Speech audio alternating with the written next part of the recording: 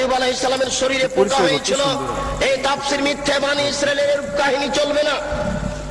অসংখ্য মিথ্যা তাফসীর রয়েছে। ইব্রাহিম আলাইহিস সালাম 3 দিন 300 উট জবাই করেছিলেন, এই তাফসীর মিথ্যা।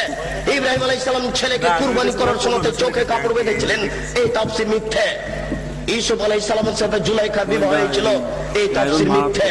দাউদ আলাইহিস সালাম জনৈক মহিলার প্রেমে পড়েছিলেন, এই তাফসীর মিথ্যা।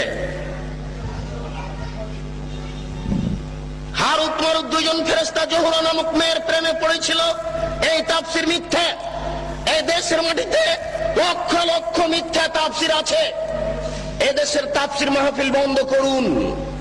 দাখিল পাস শিক্ষক আপনাদের সামনে এসে একেবারে প্রধান মুফাসসির হয়ে মিথ্যা তাফসীর করে যাচ্ছে, এই তাফসীর মাহফিল বন্ধ করুন। পেশাজীবী বক্তাদের বক্তব্য বন্ধ করুন, সিজনাল বক্তব্য বন্ধ করুন, শরীয়ত বাঁচানোর চেষ্টা করুন।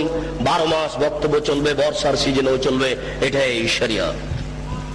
কোরআন এবং সহিহ হাদিস ভিত্তিক আলেম ওলামা এই দেশের মাটিতে দিন প্রচার করবে, এটাই শরীয়ত।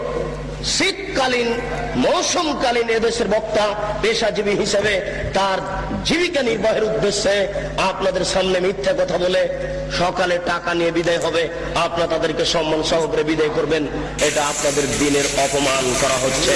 বিচারের কাঠগড়াতে যেদিন জবাব দিতে হবে সেদিন বুঝতে পারবেন শরীয়ত মিথ্যা কাকে বলে। আপনি একজন তার সহযোগী। আল্লাহ রাসূল আমাদেরকে